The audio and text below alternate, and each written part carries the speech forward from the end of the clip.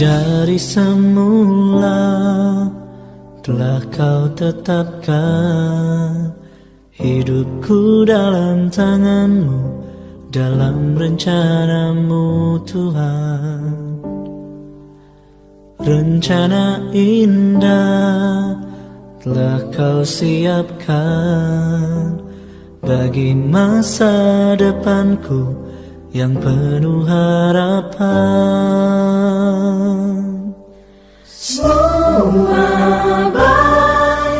Semua baik, apa yang telah kau perbuat di dalam hidupku. Semua baik, sungguh teramat baik. Kau jadikan hidupku berarti. Shalom, selamat pagi Bapak Ibu, Saudara-saudari yang terkasih di dalam Tuhan kita Yesus Kristus. Berjumpa lagi di pagi hari ini, sapaan teduh kita di Klasis Jakarta, Kalimantan. Bapak Ibu, Saudara-saudari yang terkasih di dalam Tuhan kita, sebelum kita melakukan aktivitas kita, dalam setiap pekerjaan kita tetap merindukan firman Tuhan untuk menyapa kita, mengajari kita, sehingga setiap apapun yang kita lakukan semua hanya untuk kemuliaan nama Tuhan. Bapak Ibu Saudara-saudari yang terkasih di dalam Tuhan kita, kami akan mengajak kita untuk merenungkan firman Tuhan. Namun sebelumnya kita akan satukan hati kita akan bersatu di dalam doa. Mari kita berdoa. Ya Tuhan Allah Bapa yang bertata dalam kerajaan surga, kami berterima kasih ya Tuhan di pagi hari ini. Tuhan masih memberikan kami kesempatan untuk menjalani hari kami, dan kami juga merindukan firman Tuhan untuk mengajari kami sehingga kehidupan kami tetap mencerminkan apa yang Tuhan kehendaki dari kami. Berbicaralah kepada kami ya Bapa, dan ajari kami untuk merenungkan dan melakukan. Demi Kristus Yesus kami berdoa dan bersyukur. Amin. Bapak Ibu Saudara-saudari yang terkasih di dalam Tuhan kita, firman Tuhan yang menyapa kita, yang akan kita renungkan di pagi hari ini, diambil di dalam kitab Amsal. Amsal pasal 31 ayatnya yang ke-8. Amsal 31 ayat yang ke-8, mari kita membuka Alkitab kita. Kami akan membacakan firman Tuhan untuk kita sekalian. Demikianlah firman Tuhan di dalam Amsal 31 ayat 8. Bukalah mulutmu untuk orang yang bisu dan untuk semua orang yang merana. Cukup singkat firman Tuhan, satu ayat yang menyapa kita, yang kita renungkan di pagi hari ini. Bapak Ibu Saudara-saudari yang terkasih di dalam Tuhan Yesus Kristus, dalam klasifikasi Alkitab kita berdasarkan jenisnya, kitab Amsal digolongkan sebagai sebuah sastra kebijaksanaan di dalam Perjanjian Lama. Sebagai sebuah kitab sastra kebijaksanaan, tentunya kitab Amsal berisi banyak ajaran-ajaran hikmat, begitu juga dengan ajaran ataupun nasihat supaya bagaimana kita bisa mampu menjalani dan mendapatkan cara hidup yang baik, bahagia, dan tentunya pengajaran tersebut juga berguna bagi diri kita dan berguna bagi orang lain.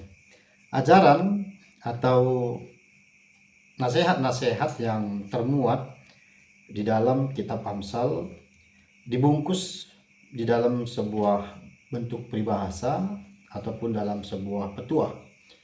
Kitab hikmat ataupun kitab Amsal memberikan pengajaran petunjuk praktis di dalam kehidupan sehari-hari. Misalnya petunjuk bagaimana menghidupi pekerjaan kita, bagaimana cara kita menghargai waktu yang Tuhan berikan, dan bagaimana cara kita berelasi dengan sesama, dan bahkan juga di dalam kehidupan berkeluarga. Tentunya kitab hikmat ini memberikan pengajaran-pengajaran ataupun nasihat-nasihat yang tentunya berguna untuk kita terapkan di dalam kehidupan kita sebagai anak-anak Tuhan. Bapak Ibu yang terkasih di dalam Tuhan kita Yesus Kristus, khusus di Amsal 31 tentu setelah kita membaca dan melihat apa yang tertulis di dalam ayat ke-8, untuk memahami ayat ini kita harus melihat secara utuh, secara global, khususnya di pasal 31. Kalau kita membaca di Amsal pasal 31 ayat 1 sampai ayat yang ke-9, di sini kita akan menemukan mengenai nasihat ya. Nasihat seorang ibu kepada anaknya, di mana anaknya tersebut adalah merupakan seorang raja yang bernama Lamel.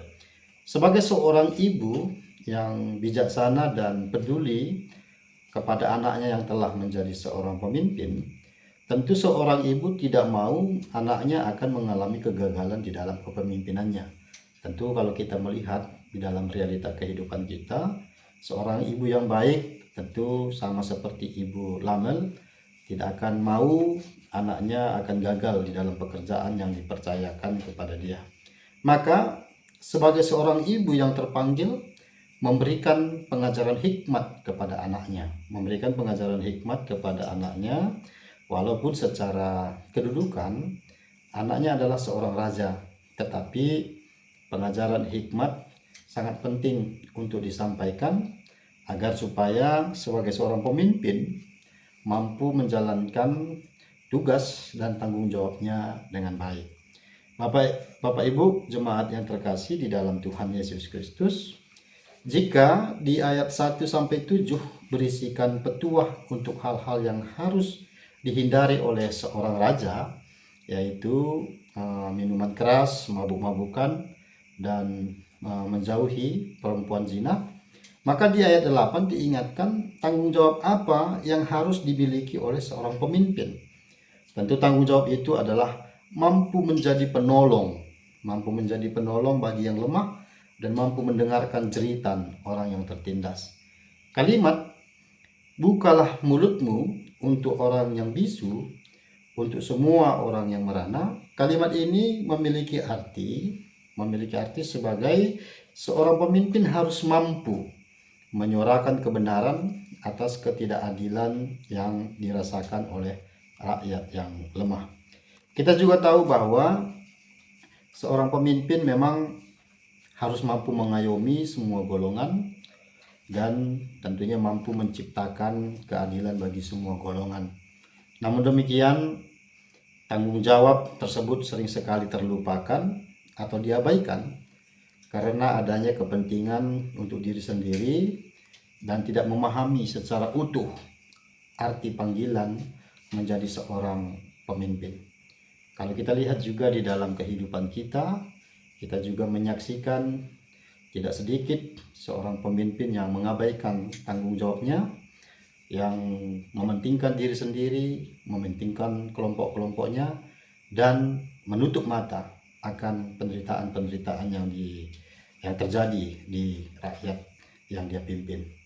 Di saat seorang ibu yang sedang menasihati anaknya, yaitu Lamel, yang merupakan seorang raja, tentunya ibu Lamel tersebut beranjak dari situasi di mana pada saat itu begitu banyak pemimpin-pemimpin yang melupakan tanggung jawabnya dan banyak menghabiskan waktu untuk bersenang-senang dengan berpesta pora, mabuk-mabukan, dan bergaul dengan perempuan-perempuan zina. Tentunya hal ini semua bisa terjadi karena mereka hanya ingin untuk menyenangkan diri mereka saja. Bapak Ibu, saudara-saudari yang dikasihi oleh Tuhan, di dalam menjalani kehidupan kita yang penuh dengan godaan dan pengajaran-pengajaran dunia, pengajaran hikmat adalah pengajaran yang sangat penting dan tentunya yang sangat perlu selalu kita dengarkan. Terlebih sebagai kawan sekerja Allah dalam misi kerajaan sorga, pengajaran hikmat adalah penolong kita untuk tetap mampu menghadirkan nilai-nilai sorgawi dalam realita kehidupan ini. Pengajaran hikmat akan selalu mengarahkan kita untuk peduli terhadap sesama, peduli terhadap bangsa dan negara, dan menghargai kesempatan waktu yang Tuhan berikan kepada kita. Dan kemudian tentunya mampu memberikan dampak positif bagi keluarga, masyarakat, dunia, dan bagi seluruh ciptaan Tuhan.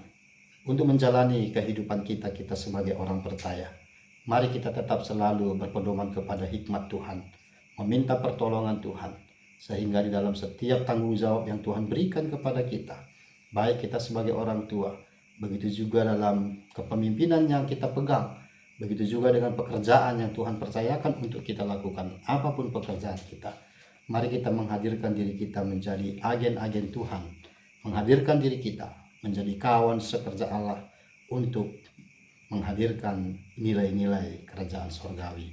Tuhan memberkati kita semua, Tuhan mengajari kita semua, dan Tuhan tetap memberikan hikmat kepada kita semua. Damai sukacita, damai di bumi, damai di sorga.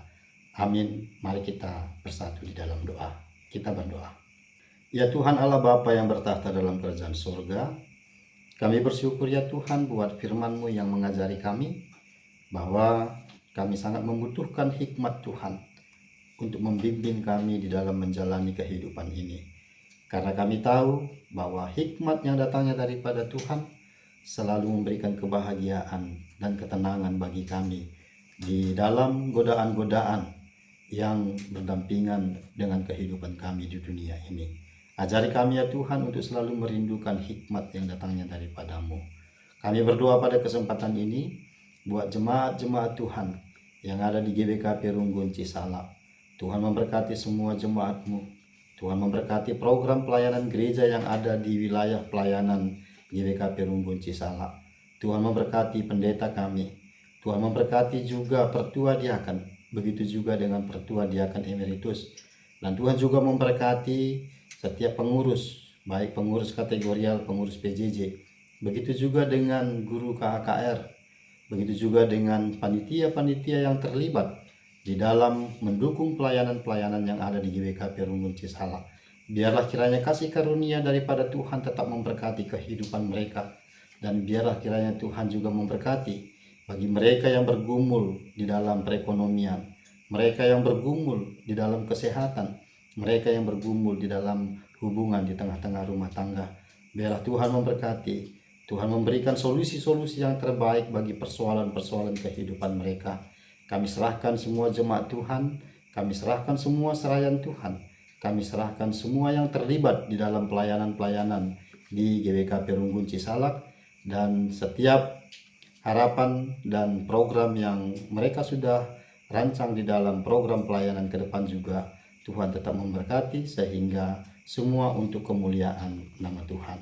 Terima kasih ya Bapa, kami serahkan kehidupan kami ke tangan-Mu, dan kami akan sempurnakan doa ini seperti doa yang Tuhan ajarkan kepada kami. Bapa kami yang ada di sorga, dikuduskanlah nama-Mu, datanglah kerajaan-Mu, jadilah kehendak-Mu di bumi seperti di sorga.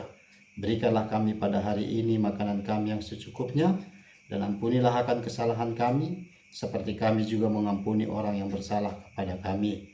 Dan janganlah membawa kami ke dalam pencobaan, karena Engkau-lah yang punya kerajaan dan kuasa dan kemuliaan sampai selama-lamanya. Amin. Terima kasih Bapak Ibu Saudara-saudari. Selamat beraktivitas. Salam dari GBKP Runggun Banjarmasin.